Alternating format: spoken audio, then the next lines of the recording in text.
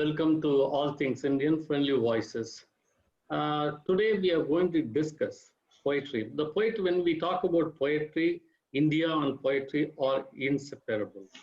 India, in fact, has been land of poetry for nearly about 2,000 odd years. In no other land has poetry been composed, expressed in different ways, even after the printing press came. Never in one piece of land, so many languages poetry has been created and is being continued to create. Not only that, when you talk about ancient languages like Tamil or Sanskrit, or even the unwritten languages like Kudu, Mundari, or even Tulu. They are all very ancient languages. In fact, some scholars say that songs in Kudu and Tulu are much more ancient to the Tamil and Sanskrit. So they're leaving that apart. So that the diversity of poetry that's being created, one of the most amazing set of poems that are called as Sangam Poetry. So to know more about what is Sangam Poetry and all, we have two distinguished friends with us. Thank you, Rajmohan. Today we have two very good people who know Tamil and who have been doing a lot of work on Sangam poetry and Tamil poetry. These two are Mr. G. Ragavan and Chenthilnathan. And I welcome both of them to the show. Welcome, Ragavan and Chenthil. Hi, thanks, Suresh. Yeah, so to give you a background of G. Ragavan, he was working in the IT field. Now he is very much into research into the Tamil language. An important thing that he is doing now is he's learning Korean and he's trying to bring out the connection between the Korean language and Tamil language. Ragavan is based out of Chennai. The other panelist for today is Chenthilnathan, who's well known as Chenthil. He will be known to many Twitter friends, the handle of Old Tamil Poetry, because that has been his passion. He's an amateur translator. He translates from Tamil into English and sometimes English into Tamil as well. And his tweets regarding Sangam poetry and regarding Kambaramayana have been very popular and a lot of people quote from it. And I've personally known people from the Kannada side asking if we have any handle which talks about Kannada poetry the same way that Old Tamil poetry speaks about the old Tamil poems. So that's a very, what do you call, that's the sort of reach that Chenthil has got. He was also an engineer earlier and he turned into a ship chandler, and now you'll be surprised to know, he owns a fleet of trucks in Thoothukudi. So we have really good guests today who will be able to give us some idea about this wonderful collection of poetry called as Sangam Poetry. So to start the proceedings, I'll let Rajmohan take over. Over to you, Rajmohan. Yeah, actually, before starting, there is no one, nothing called amateur. Whether one writes or translates, or one translates. Okay, he's a translator, and so is Suresh, and so is Ragavan. Ragavan is a writer. Right now, he's writing a novel. So he's not an amateur novelist. He's a novelist. And like that, in fact, some of the translations which Chenthil brings out is amazing, actually, into English. There's nothing amateurish about it. It's very professional in what he's doing, because it's. No, I think that's what Chenthil wanted to call himself. Yeah, I guess it's more out of safety. Yeah, that's true. Because I still am not very. I know what are the faults in my translation, so I still compare myself with at a higher bar. So I want to come to that level. So till then, I'll call myself as an amateur. Yeah. Well, Sandil, the first step is the last step. You have taken the first step. That's the last step. So you don't need to call yourself that. Anyway, so we'll start with that. And first of all, like me, There are people who are from different parts of India. We all have heard of what is the term Sangam and or Sangam poetry, but we don't know much about it. So we will start with you, Senthil. Maybe a Yeah. Ragavan call follow it up. Senthil, what is Sangam poetry? Okay. Sangam poetry is, as you said, most people think all ancient poetry is, all ancient Tamil poetry is Sangam poetry. Even most of the Tamils think anything which is older than which is older than what they know is Sangam poetry. But actually, it is pretty well defined what is Sangam poetry, and we have exact number of poems that can be called as Sangam poems. So totally there are 2,381 poems that we call as Sangam poems. So this, what is it? The classification has been done around 7th or 8th century in Common Era. We'll come to the dating of these poems later. So they're around 7th or 8th century in Common Era, they have defined it as the 18 works. 18 works, out of which the 10 are long poems or idylls, 10 பாட்டு, and 8 are anthologies, anthology of poems. So 8 works of anthologies. So that is a எட்டு தொகை. So 10 பாட்டு and எட்டு தொகை together, they consist of 2,381 poems. These are called Sangam poetry. This is the canon, and this is written by about 473 poets. So that is a technical definition of Sangam poetry. Okay. Yeah. Yeah, Ragavan. Yeah, Raghavan. Okay, before getting to the definition of the Sangam or Sangam poetry, I would like to say another point here. How to pronounce that word Sangam or Changam? As per Tamil grammar, the hard and strong consonants, when they come as the first letter of the word, they have to be pronounced as it is. So when we say Cha Ingam, it has to be pronounced as Changam. We write it as Changam, but currently many people, they pronounce it as Sangam. Somehow, I picked that pronunciation, the Cha, hard Cha pronunciation from Thuthukudi, but it continues in many ways. Okay, let's come to Changam poetry. The simplest definition is that Changam poetry means the poetry which belongs to Changam era. That could be the simplest possible definition. In another word, as Chenthilnathan pointed out, the surviving ancient and the earliest Tamil literature, that is Changam poetry. The Tamil Changam, when we say Changam era, that there had to be a Tamil Changam as well. It was believed to be in Madurai, the capital of Pandyan kings. When we say Changam, just few more points. When we say Changam poetry, they are very matured classical poetries. Matured in the sense by contents, by grammar, and linguistically as well. It talks about people, life, nature, social life, wars, and culture, and some historical points as well. In my opinion, Changam literature or Changam poetry is the peak of Tamil literature. Changam poetry or Changam literature, it stands tall compared to any other Tamil literature written so far. It's my opinion.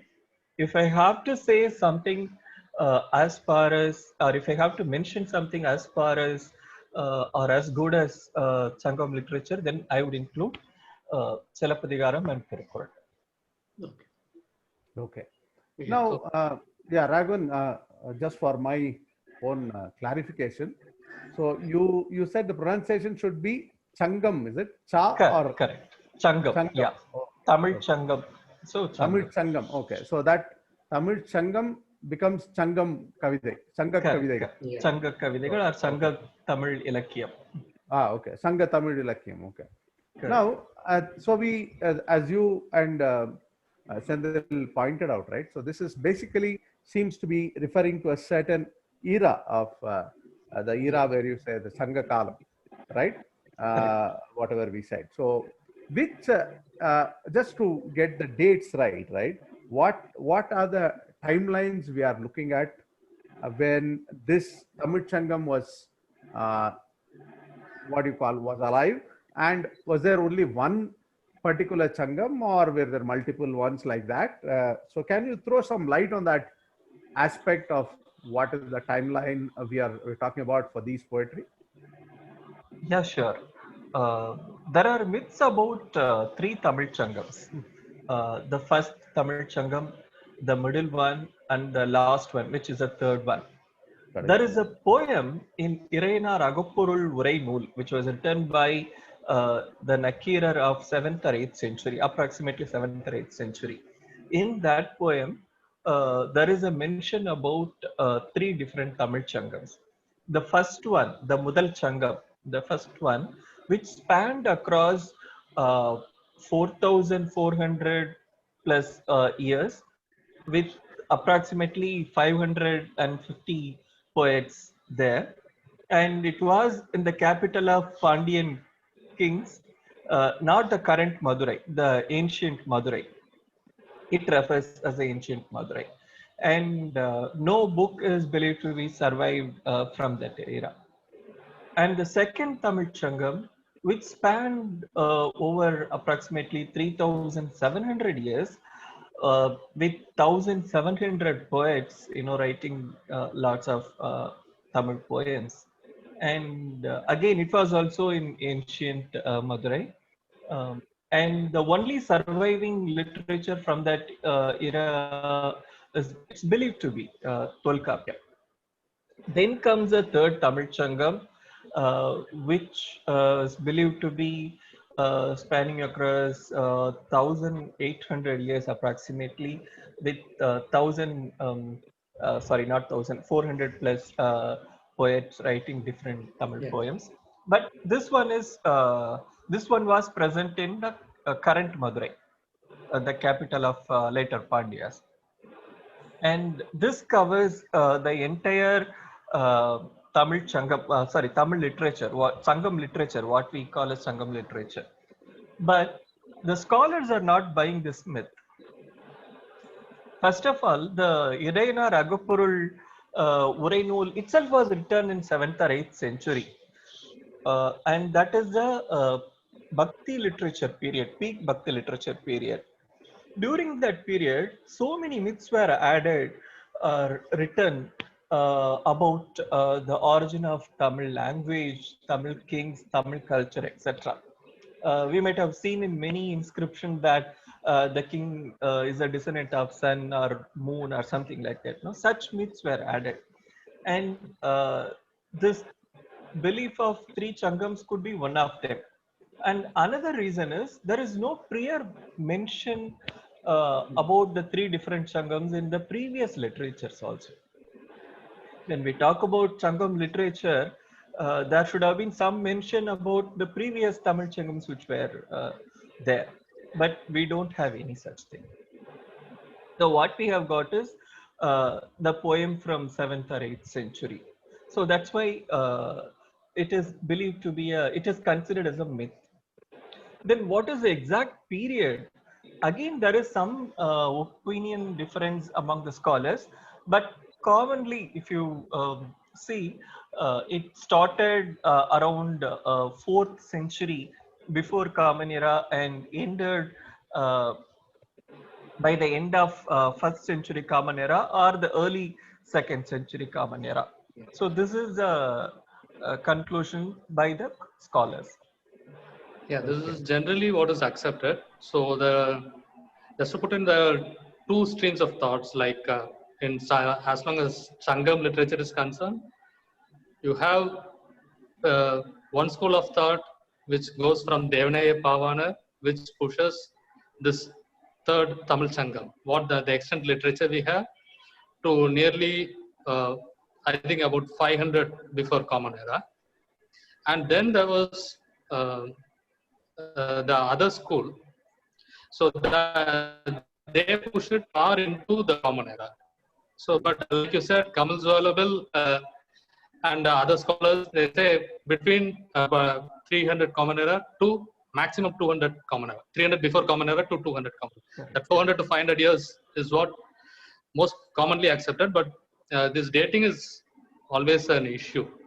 It generates a lot of passion for Correct. both and against. So that's something which in my translations I generally try to avoid that, because dating generates a lot of impassioned arguments. Exactly. So actually, what I personally felt is dating anyway. We all know about the Vedic dating issues that's going on, and those are going on. But even in this particular thing, if you look at some of these poems, there are a lot of mentions of kings and others, right? So the dating should actually be much more what I would call easier. Not, I wouldn't call it easier, but the correlation could be much easier, right? I think one of those collections is completely about one Cheran Yeah. lineage, right? Is it Kalitoge? Cherer lineage. Yeah. Cherer lineage, because even till 1950s and 60s, there was one school of thought that was saying this Changam literature itself was a made-up myth, and it was later into the Pallava era it was written and all Okay, that. okay. So late Airavata Mahadevan, the epigraphist, he identified this inscriptions, I think in Kalugumalai, I had to check that. So which listed the Chera kings as per the poetry. So Correct, he established that Right. it is before Common Era. Only Was it after that, Yeah. Yeah. Is it Kalitoge, the compilation which lists Cheran kings? yeah, I think it's correct. Okay, okay. Yeah. So before going this, Ragavan, you mentioned there are many myths were added, like some people coming from the descendants of sun, descendants of moon. Actually, the one of the modern understanding, I wouldn't call it as misunderstanding, modern understanding of the mythology itself is that these are all created from some one kind of particular dominant region or dominant community or dominant language, etc. But if you look at our tribal languages, all tribal languages of India, invariably one thing that is common among all of them are songs. Second is creation myths in those songs. How, like even the most, it's very difficult to classify, the kind of a distinction is some languages like Toda or Centralese and Andaman. So they also have these creation myths. Their only thing is that the moon is replaced by buffalo, Erume Madu. Okay. Okay, you see that is the difference. So I think it is some kind of a continuation from earlier Sangam Pira, earlier Tamil communities, their philosophies, their thoughts might have descended into that. Yeah, So, true. And That I is just one point of view. Yeah. Yeah, please one go ahead. small thing. This Irenar you speak about, is he the same one of that famous Tirudayadal scene, or this is a different Irenar? No, this is a later one. This is a later one, is it? Okay. Yeah. Okay. Yeah, yeah. So the another thing is that Senthil and both Senthil and Ragavan you define what is Sangam poetry is and which area which era it belonged to, but what is unique about Sangam poetry? We'll start with Senthil. What is unique in the sense is, see, this is the oldest extant Tamil literature we have. But like Raghavan said, it is the apex of Tamil literature. It is fully formed. You got the metaphors and similes, and you got information about the land, about the people, and the poetic meter is there. So one thing we can say is, looking at the Sangam poetry, for a culture, for a civilization to have this kind of poetry, they must have been speaking the language for far before they started writing. Yeah, correct. True. So that is one thing which is unique in the sense among the Indian languages, among the Indian classical languages. So you have this Sangam poetry, which kind of is fully formed. So from there, it's the future. All the Tamil poetries till 20th century, we still refer to that. It is a storage of our collective consciousness, I would say. Sangam poetry is the storage of our collective consciousness. So whatever we know about this land, whatever we know about the people, it is continuing from them. Okay. That is one of the most unique aspects of Sangam poetry. Okay. And at the same time, it is talking about universal emotions, about love, about war. In most of my translation works, I see when I post some translation, people from completely different cultures, they are able to identify with it because because the emotion is universal. Okay. So you got a local poem, at the same time it's a universal literature. So I Okay. think that is one aspect which makes this unique. Okay. Very well Ragavan. said. Ragavan, Yeah, the uniqueness, of Sandil has put it very beautifully. Uh, the Sangam poetry during that era, the language was a fully developed language, the Tamil language. It was spoken, it was written, there was a clear grammar. Linguistically, the vocabulary was rich. So it means the language developed much before than that. Even scriptures were there, right? Wherein many literatures across India which were just spoken, wherein in Tamil literature was written in its own scripture. So that makes this. We assume that Sangam literature is a surviving ancient Tamil literature, the earliest Tamil literature. If you see that way, it is unique to tell the word that I am, how do we say, the language itself is very rich at that period itself and complete. Okay. Yeah. yeah. So, No, no, yeah, yeah, yeah. 1 second. yeah, Okay. yeah, My sure, next, sure. my actual question to, I mean, I wanted to touch upon Tinai. Okay. Yeah. Now I want both of you to explain what Tinai is. I mean, okay, that kind of a, see, this kind of a categorization when I meet Marathi or Telugu or Hindi or Bangla or Assami or Kashmiri, all these people, scholars, linguists or writers, they are all amazed that yeah, somebody can conceive of this kind of a I mean, and classification, and also generate some kind of immortal poetry from there. Okay, Correct. so So the essentially, connected part will come to that later. So you So Tinai is basically the landscapes. Like I said, the Kurinchi, which is the hillscape. Mullai is the pastoral land. Marudam is your farmlands. Neidal is the seashore. And Palai is your arid lands. For each of these things, the emotions for each is different. And they're defined as which flower belongs to which Tinai, and the time period, and the climate, the animals. So all of these are defined for a Tinai. Raghavan would be, you want to add on to that? Okay.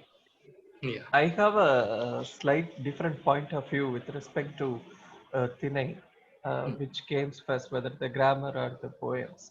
Mm. Uh, when somebody asks which one came first, the language or the grammar, Mm. uh, it is the language which evolves first, and Yeah. based on how people speak, the grammar is compiled.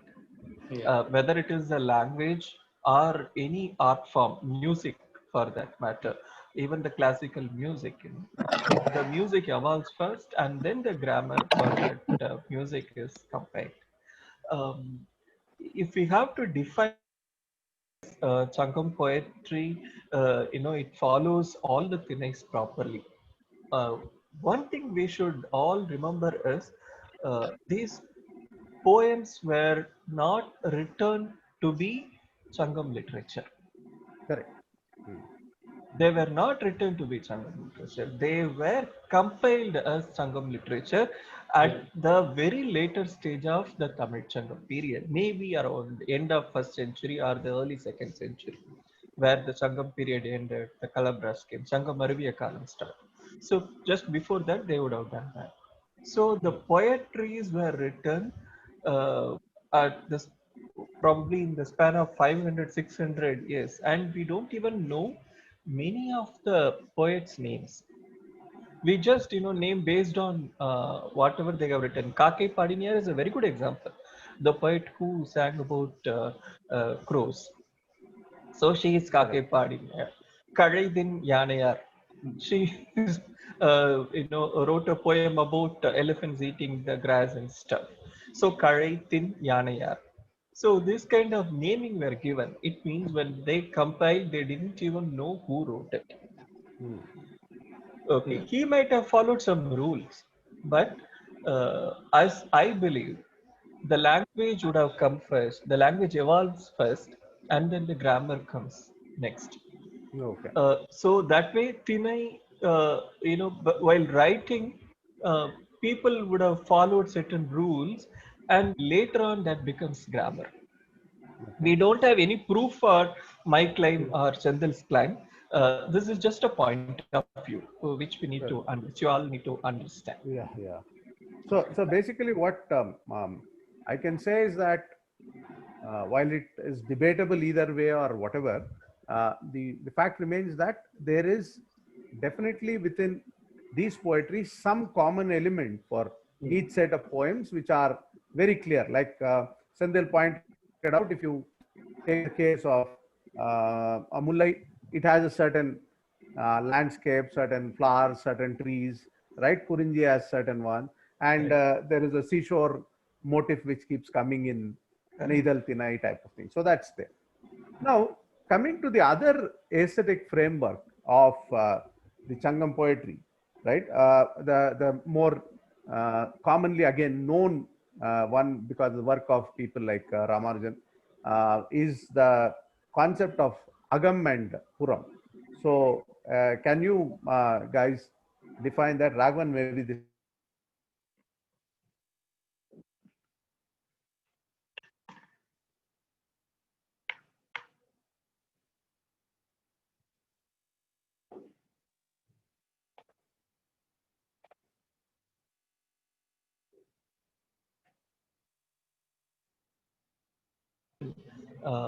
And some scholars refer Agam as love and Puram as valor.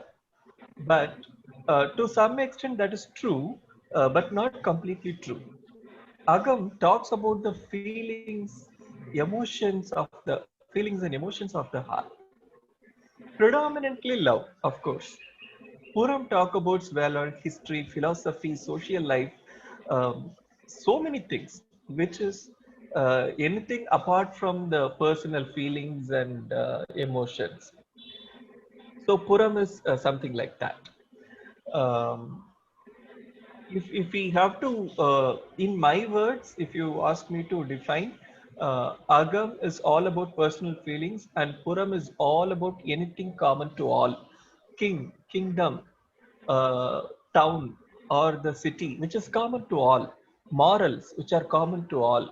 So such things are all included in Puram. Agam aspects, Agam discusses about love, the sexual relationships, etc. Wherein in Puram it is about heroisms, the custom, social life, ethics, philosophy, etc. Okay. Yeah, Okay. Sendil. Yeah, Sendil has some. Yeah, Yeah. I think Raghavan has clearly defined what is Agam and Puram. Like I say, it is more looking inwards. Agam poems are looking inwards, and Puram is looking out, looking out to the whole world. So that's why I.A.K. Ramanujan, when he translated, he said the interior landscape, poems of the interior landscape for Agam poems. So Beautifully he, put. Hmm. yeah, Okay. Now, Chenthil, when you refer to canon, okay, these are yeah, specific number of books or canonical texts. I mean, yes. is it something which happened as the compilations were going on, or it was much later? No, obviously it has to be much. It had to be much later. Like any work in any canon, like whenever someone writes, they're not going to write it like this is going to be part of this canon. Normally, people write over 200, 300 years, and then later from your Alvar Pasurams or your Saiva Tirumuregal, all this Shaivite literature or Vaishnavite literature, everything people wrote some 200, 300 years later, someone put them together and canonized it.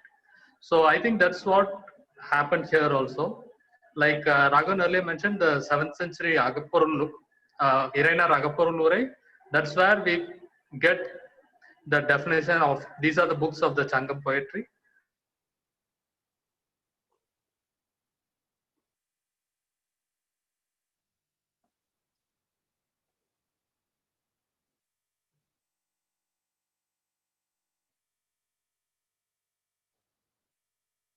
That's my opinion.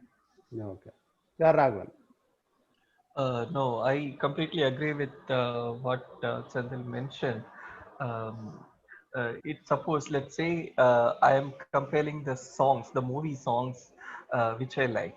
Then the songs would be, of course, the current decade songs would be there, previous decade, and then 90s, 80s, 70s, 60s, sometimes 50 songs as well, and then even we go to 40s. Namiruvar, Tyagaraja Bhagadar song, Manmadar. So, lot of things. So, in this age, when I compiled the songs, the movie songs, what I like, it spanned over probably 80 years.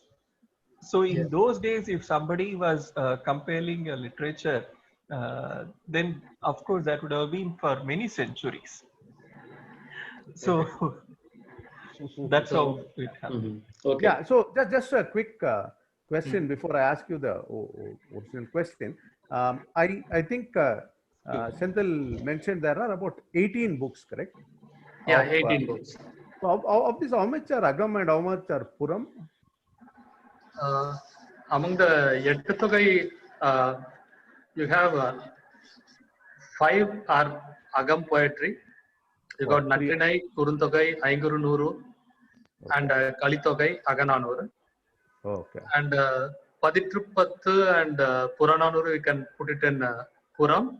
Okay. And Paripadal, the 5 in Agams, 2 in Puram, and Paripadal is a mix of both Agam and Puram Okay. poetry. Yeah. Paripadal, I think, is more about singing for The the gods, gods. right? Yeah. Yeah, Paripadal is, Mostly about Vaigai, yeah, and then about Murugan, the second one, then about other gods also. Okay. Mayon and all that. Mayan. Yeah, Mayan. Okay. But it is probably at the later stage of the Sangam period, Sangam. probably towards the end. Yeah. Question. And what about the other Pattu Padal? Yeah. You said, right? Ettu Togai and Pattu Padal. Pattu Padal, yeah. Pattu Patti. Yeah, so Pattu Pat, yeah, Pattu Pat is 10 books, right? And what are they about? What are those 10 books about? See, these 8 books, as you said, are this. What are the 10 books? Why are they separately listed as Pattu Pat? One thing is they are long poems. There's a one long Okay. poem of about 500 lines or something like that. Okay. So Okay. the longest one you have is Madurai Kanji at 782 lines. It's a Wow. one long poem. So it is mostly about a poet going to meet a king and singing about the praise of the king. All that. Oh, So you have Tirumurugatru Padai, that is about Murugan. Then you have Pornaratru Padai, Sirupanatru Padai, Perumban.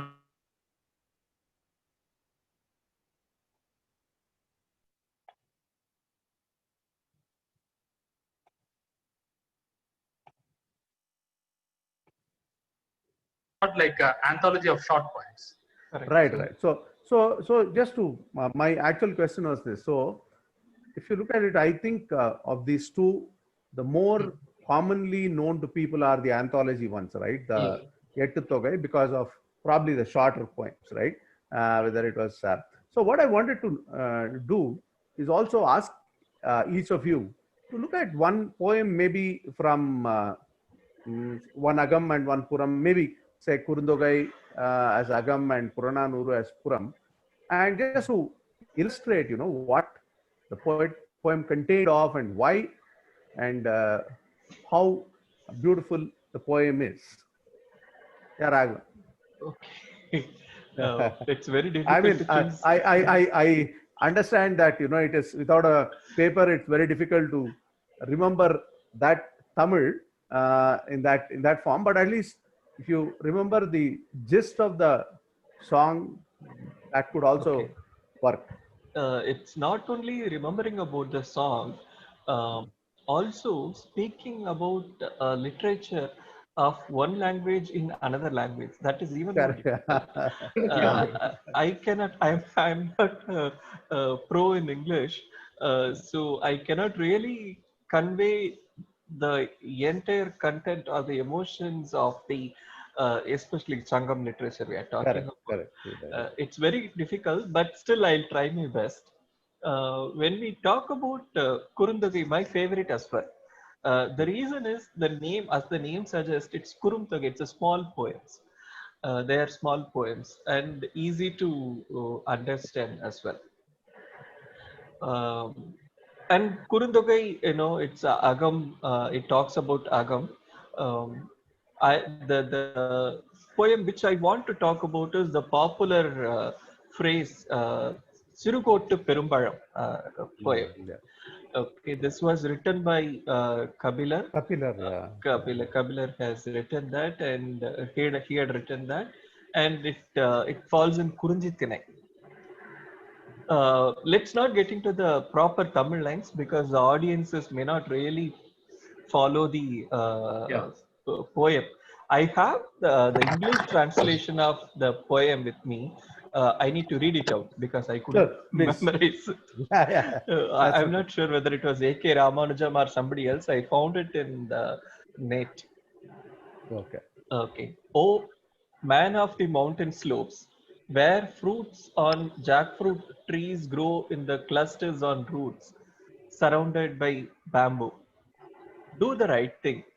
Think of man.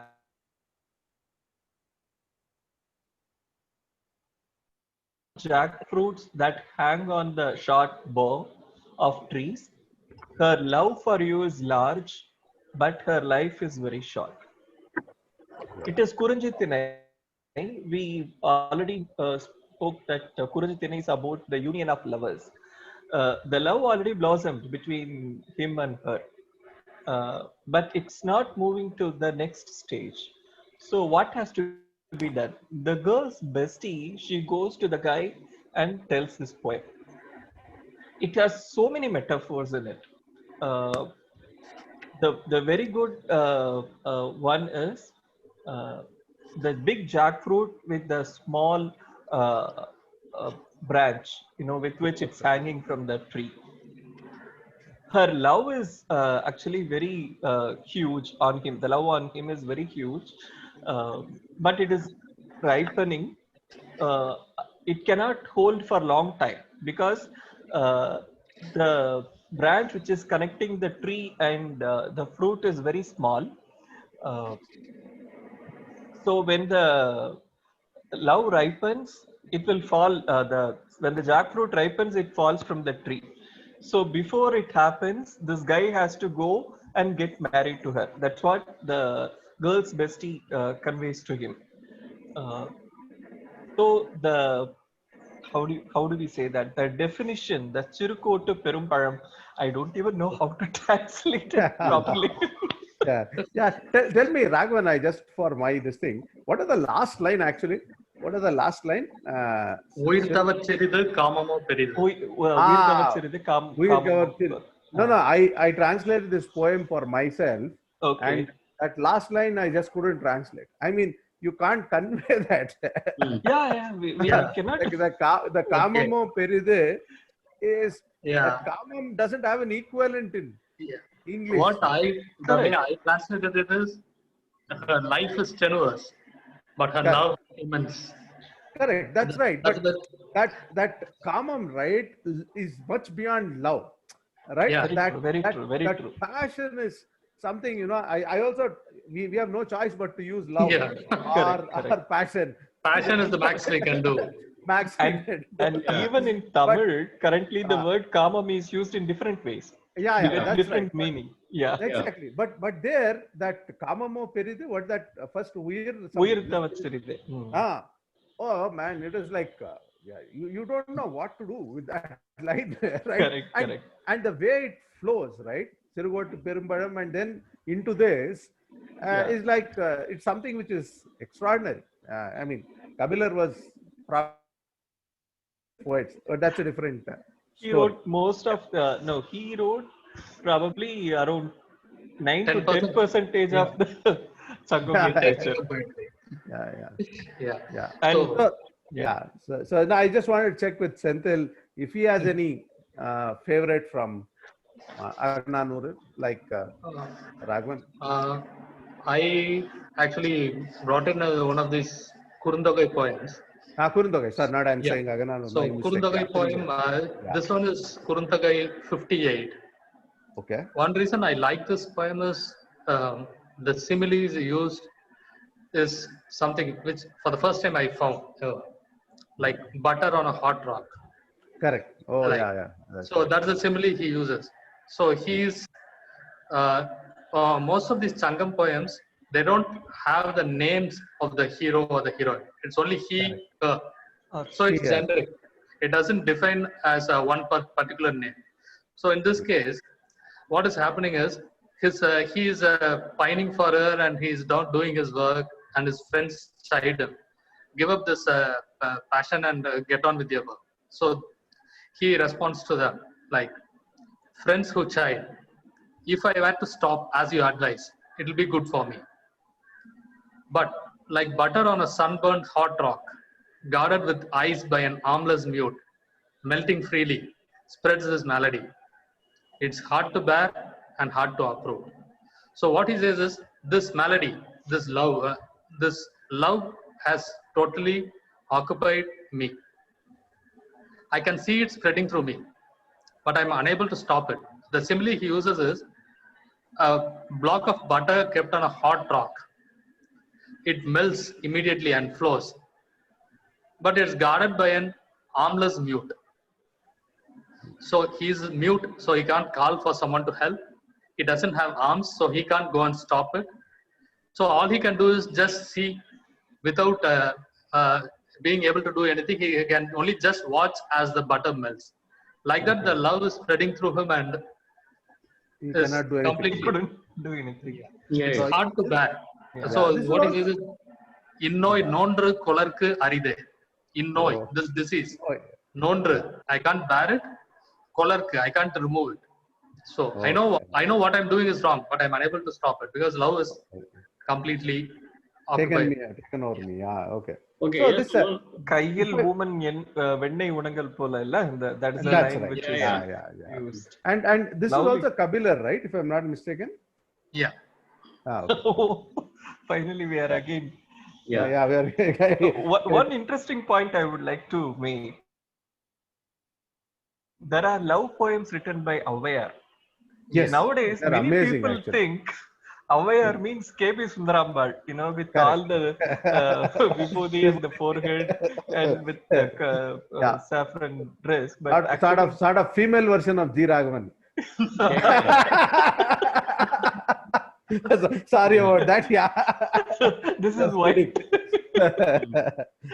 So, but actually, there are many Avayars. So, the Sangam period Avayars, they spoke about love, emotions, and there is wonderful song, Muttuvenkol, Thakuvenkol. She couldn't control her. That's a wonderful song. That's a really wonderful. Yeah. So, I mean, along with Kabilar, Avayar, and Palaipadiya Perugadungo, these poems are all outstanding. I mean, they're the best, some of the best in the world literature. yeah. I mean, Palai, Kadungo, or Paranar, as well as Avayar. Avayars are actually as good as anybody else. Yeah, I would add Vellividiyar to that. Vellividiyar also. She's my personal favorite. Yeah. Vellividiyar. Palaithinai, favorite Palaithinai. Yeah. Rajmohan, I think. Yeah, I just want to ask one question because okay, now we have been listening to both Ragavan and Chenthil. That wonderful aspects of Sangam poetry, what is unique about Sangam and all. But people may wonder, this is the ancient poetry. Okay, it may touch upon, it may have the base as universal themes as base of each poem. But well, why not someone can, turn to modern poetry, which may also have contain universal themes. Yeah. So in other words, I think what Rajmohan is asking is, why do we need to read old poetry now? Yeah. Probably we will discuss Classic. that point little later, Rajmohan. Maybe at the end of the discussion. Okay. Yeah. Yeah. Yeah. So, yeah, okay. But what I would also want is that since we spoke about the Agam poem, can you give some examples of a Puram? Let's say if we take something from Purananuru, and each of you state, what's a favorite poem of yours. Maybe this time we'll start with Senthil. Yeah. Raghavan, do you have Purananuru 192? I mean, are you going to talk about it or shall I talk about that? Please, you continue. I would like to listen. Yeah. Now, It's my pleasure listening to yeah, you. this Purananuru 192. So, Kaniyan Pungunanar is the poet. This is the only poem that we. It's a Purananuru poem, and I would say one of the most popular Sangam poem. Most of the Tamils would have heard about the first two lines and the last two lines of the poem. I mean, even 10 years ago, even I knew only the first two lines of these poems. So, Yadum Ure Yavarum Kele. So, which almost everyone of us knows. Every town's a hometown, every man our kinsman. That's as universal as you can get, even today. Now, we are talking about this poem anywhere between 2300 years, 2000 years ago. A person living in a small town. So, Kaniyan Pungudanar is supposed to have lived in Mahibalambatti in Sivangai district. So, he is talking like every town's our hometown, every man our kinsman. And the next he says, Teedum Nandrum Pirar Taravara. These are all, these have become common phrases in Tamil milieu. But no, most of us don't know that it was from this Purananur poem. Teedum Nandrum Pirar Taravara. Good and evil happen not because of others. Whatever good and evil happens to you is because of you. Teedum Nandrum Pirar Taravara. Pain and relief happen on their own. Dying isn't something unknown. So he's saying things happen. So you take life as it comes. So that's what he means. Dying isn't something unknown. Pain and relief happen on their own. Neither do we rejoice that life is a joy, nor in disgust do we call it a misery. So that kind of equanimity, to look at life in balance. So that this is only, we are only through the first part of the poem. It's a slightly long poem. Then he comes to the crux of the poem. Since we know from the words of the wise, our precious lives follow their destined course, like rafts following the course of a mighty river. So whatever you do in life, your life is going on its destined course, like the rafts following the course of a mighty river. The river clattering over rocks after a downpour from the skies. After the downpour, the river is in full spate. So at that time, your raft is knocked around by the spateful river. So that's how our life is. Because our elders have already told us, that's what he says. Since we know from the words of the wise, our precious lives follow their destined course, like raft following the course of a mighty river, clattering over rocks after a downpour from lightning slash skies. We are not impressed by the mighty. We do not scorn the lowly. பெரியோரை வியத்தலும் இளமே சிறியோரை இகழ்தல் அதனினும் இளமே. So this is, everyone is equal. We don't look at a mighty person on the lowly. We don't look down upon others. So I think this kind of defines the Tamil worldview, and this is one of my favorite Purananuru poems. Okay. So I will just ask Ragavan again for a Purananur poem, but in this case, if possible, I'm just I leave it to you. But if possible, can you tell something which is actually related to an incident or related to that time period, so that what Chenthil has now told is something which is universal, right? It's like an extension of Tirukkural type of a thing. Let us say, I'm not just saying that way, but something like maybe that what that Attrai Thingal? I don't remember. Avayar. And Pari Magalir.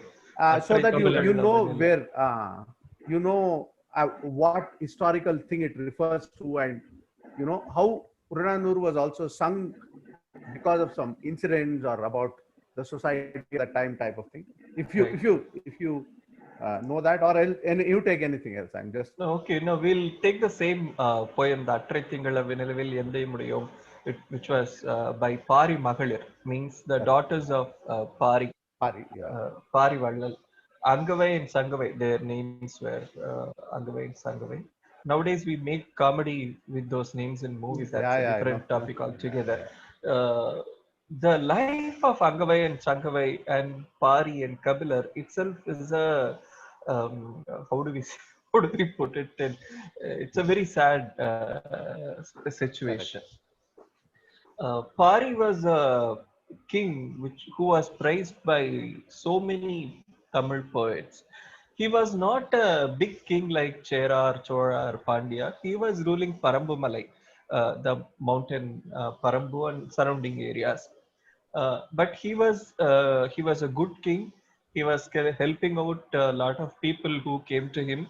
Um, and of course, when somebody helps you, you praise them. So that was the state of the poets. And then he was very popular, and so many wonderful poems on Pari. Pari Pari என்று பலவேந்தி ஒருவர் புகழ்வர் சென்னா புலவர் பாரி ஒருவனும் அல்லன் மாரியும் உண்டு இங்கு உலகு பிறப்பதுவே.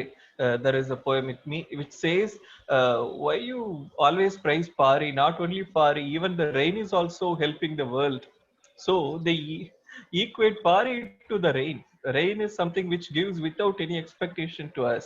So Pari is somebody like that. So when poets write like this, of course, the big players, they were not happy about it. And then there was a war, and all Pari dies, and the daughters of Pari, they were living in the forest, probably in a small hut somewhere. So that time they see the moon, and then they sing. So Attrai Thingala Vinilivil. In those days, the same moon was there, but our father was also there. We had our land, we had our wealth. We don't have anything now. So that is the how do Kayyar Nilai? Yeah? What do you say that in English? How do you translate that? Yeah, that's a difficulty, finding the exact word, equivalent word for that. So that poem, whenever I read it, it gives so much of pain. Yeah, you can just say helplessness is the closest you can come to. Correct. So I'm laughing, but that laughter is because of the emotions are sometimes kind of. It's more like our helplessness. But as you say, it is one of the most moving poems of Purananur. True, very true. Yeah. And I remember Rajmohan had not translated. I mean, Rajmohan had written about one poem where a poet comes to the king's place and finds the king not there, and he compares, because the king has died, and he compares it with a sort of Yana Yella. Yeah, that the elephant not being there. That table bereft of the elephant. Yeah. That metaphors, so many excellent. God. Like I said, the similes and metaphors that they used. So that is our collective consciousness. Correct. So correct. Anyone who is a Tamil, so he carries that within him. So it's been passed on from era to era to era. Yeah. Like Sembula Pioneer, the Red Earth and Pouring Rain, the most famous poem. Yes. So anyone with passing knowledge of Tamil, when you say Sembula Pioneer Bowl, they get it like Red Earth and Pouring Rain, they are in love together. So that metaphor that is passed on, that has become a part of our consciousness. That is the biggest gift, I'd say, of Sangam literature. Yeah. I think just to get that effect, Ramanujan actually reverses the lines in the end for that poem. Because in this case, it's Sempulanir whole Ullam Kalandanave. That's what it ends. Anbudai Nenjam Tam Kalandanave. That in the actual English translation, he first makes that. Our hearts joined together like red earth and pouring rain. Yeah, So that is just a digression about Ramanujan. Like one of the criticisms on A.K. Ramanujan's translation was he didn't do a literal translation.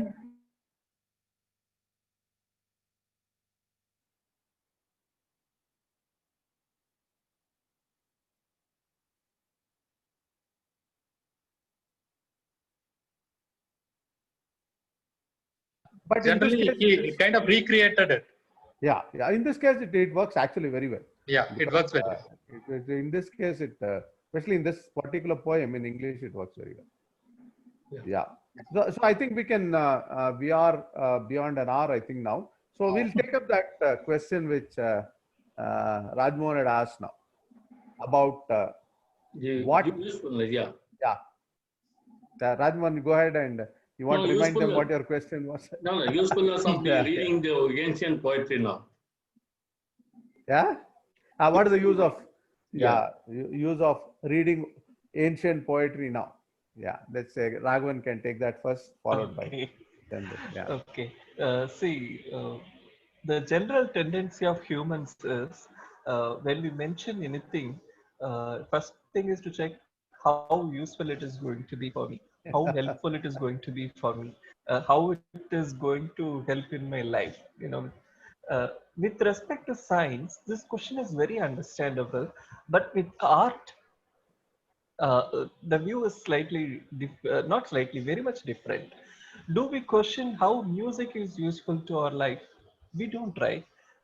We start giving various explanation how music helps to come out of the stress. We try to give a lot of explanation why music is really needed and useful.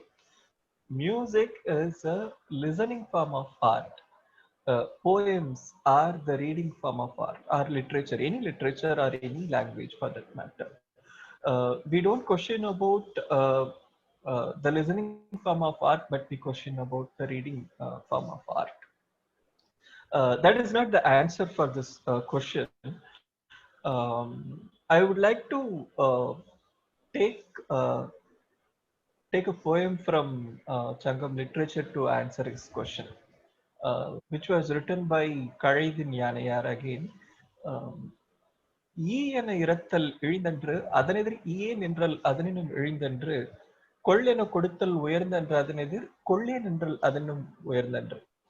What the situation of this song is, the Pulavar, the poet, he goes to Valvil Ori, who ruled Kolli Hills. He is supposed to ask for help. The poet, he needs help, but he cannot ask directly. So he starts with like, okay, when somebody asks, please give. That is also bad, but which is more bad is uh, that I will not give you. When somebody asks, rejecting that is refusing, that is even more bad. Giving something to somebody to help is good. What is more good is to refusing to accept it. So he tells Ori that if you are not helping me out, I will not blame you. I will blame my situation. That's how he ends that poem. Uh, this message, it is valid even now. No, Ragavan, my question was something different. Like, suppose what you are saying, the same thing may contain in the modern poetry also. Yeah. Even universal theme in any language, in even recent times also, the metaphors and similes may be easily relatable by the current generation. Correct. Okay. Mm-hmm. Yeah. Okay, I'll take that up. Like, yeah. So, what Mr. Rajmohan is asking is, why should we read it? Yeah. Like, let me go. Nobody's asked the Europeans, why do you read Homer? Why do you read Eliot? Or why do you read Aristotle or Plato? No, this question is there in every society. Okay, okay, it's there. But I'll come up with another point. So one is like, there are multiple reasons why you should read it. One is from the language part of it. So the language continues for us from this canon of poems. All your root words are there. So whenever you want to find a word, you can always go back. Yeah, because unless you use those words will go out of circulation and die.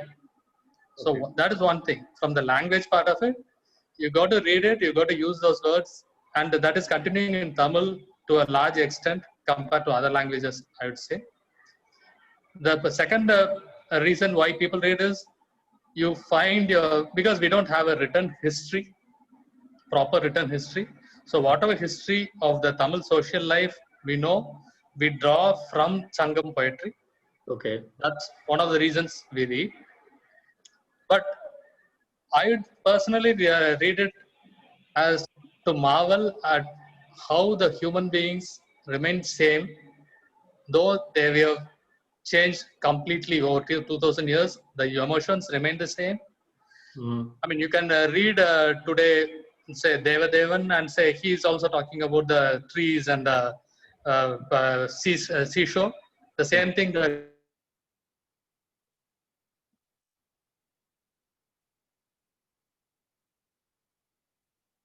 across 2000 years. The emotions are same. Okay. That's the reason I would read it as a continuity. Okay.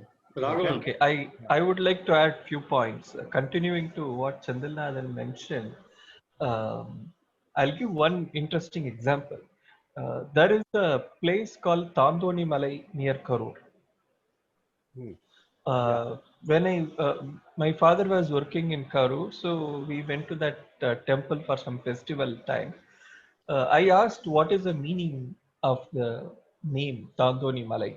Then everybody said Tanaga Tondriya Malai. It means it's a Swayambhu, so that's why it is named as Tandoni Malai.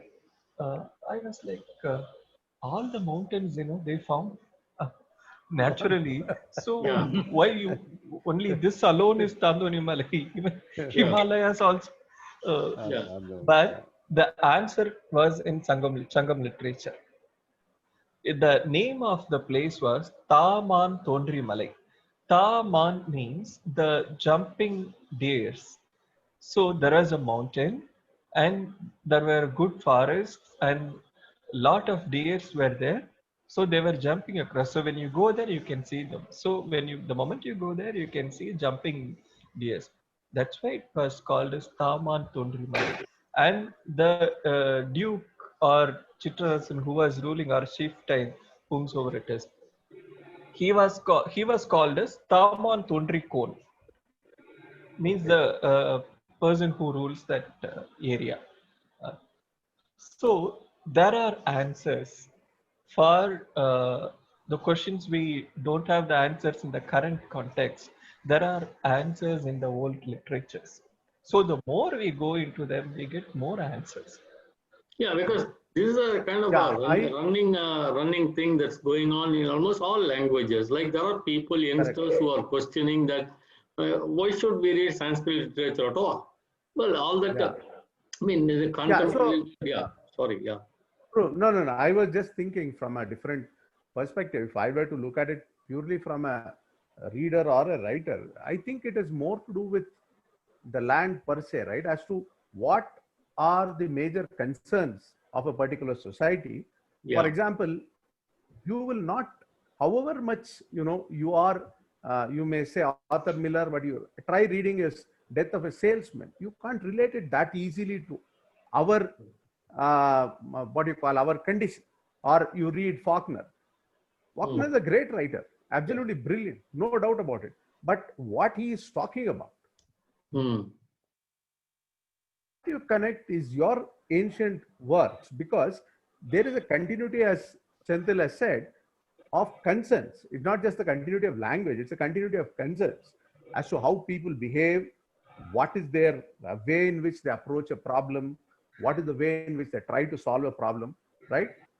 If you go to a village panchayat, you may probably find the same thing, right? Yadum Mure Yavarum Kelir in action there. It didn't come out of somewhere just because he wanted to be a liberal something that day. He was telling about people, right? So today until you want to know our concerns, know why, you want to just put magical realism because Marquez did. It may not be a great thing here because it may not impact you the way Marquez did with Chile, because of their because Marquez probably read his own literature very well to understand their concerns and put up a new thing. So for even a writer today or a reader today, for a new one to come up with a new idea, new form, it has to evolve from this history.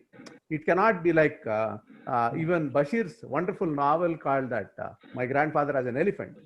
He talks about the impact of the past on the present in a brilliant way. That one lady cannot do certain things because her grandfather once had an elephant. That the impact of the past on the present and what it does to us when we try to create new things is very important.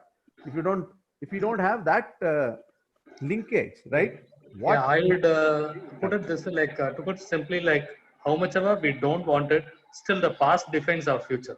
Yeah, that's Our past defines our future. Absolutely, You don't like it, but that's the way it is. Yeah. No. For just to give you an example, right? If you, as I said, when I read Faulkner, I'm amazed with his language. I'm amazed with his technique, but his concerns don't touch me as much as, say, a Bibhuti Bhushan or a Tara Shankar who's in Bengal. But their concerns are like immediately, what happens in their village, I can connect, though I've never stayed in a village. Right? That's because of all this past literature that we read of our own, right? So if you really want to understand our present and even predict our future, you need to know that past.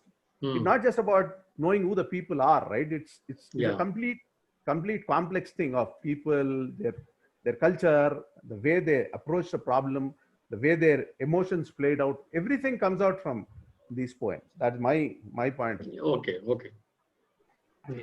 Yeah, Suresh, you can. Yeah, I was just wanted to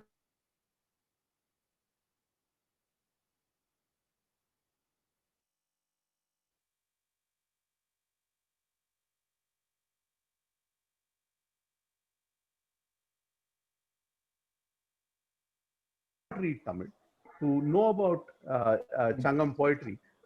What are the resources available? Yeah, Senthil. Yeah.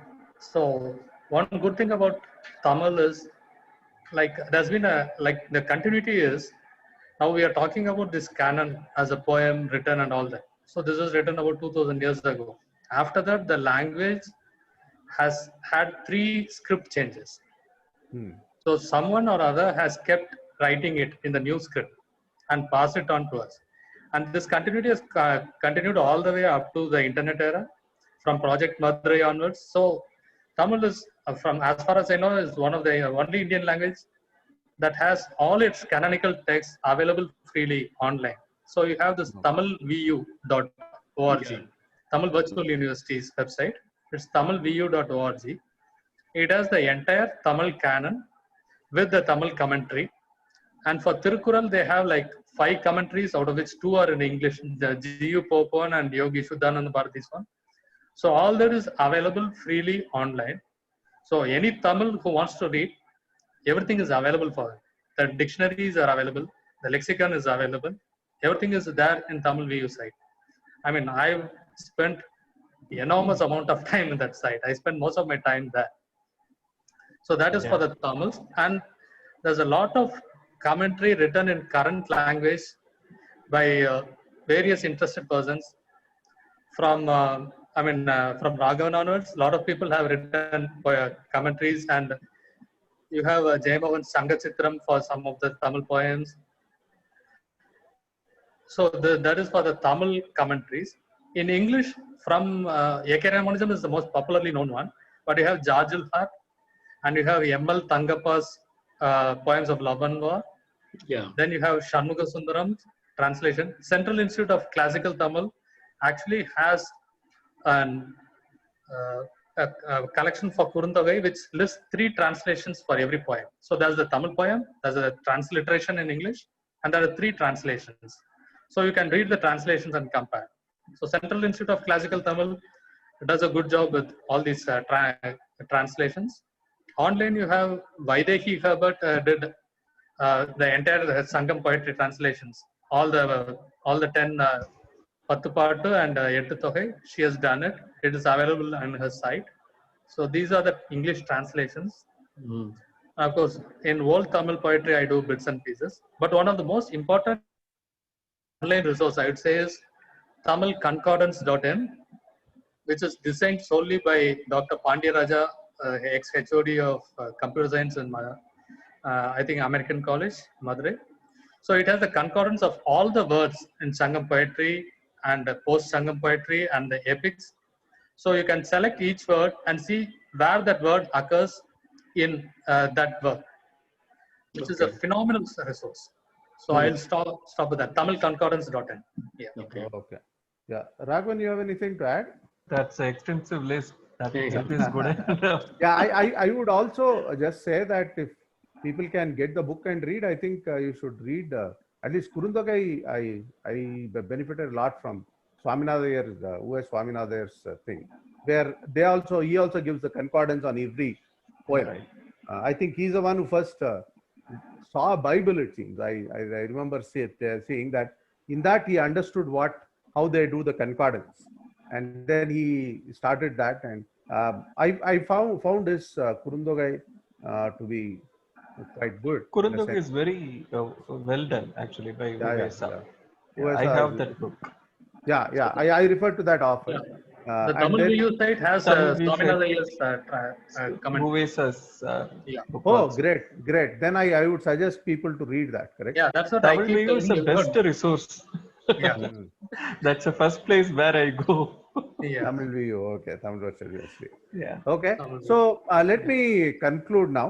I think we are running. We are almost out of time, right, Rajmohan? So Yeah. shall I go ahead and conclude? Yeah, Yeah. please. So, okay. So, first of all, let me thank Ragavan and Chenthil for joining this conversation, and it has been an excellent conversation.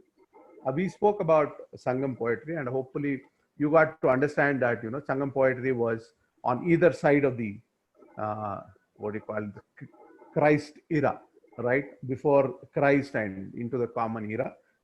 So you can say some hundreds of years before that and hundred of years into the common era that the Sangam poetry was done.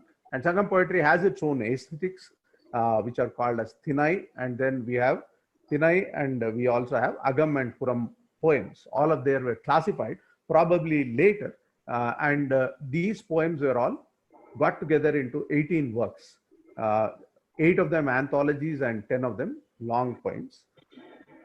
And then we saw some poetry from each one of these, one on Agam and one on Puram, and how the Agam poems are about self, and they talk about love and other things related to our heart, whereas Puram poem also tell you a lot about the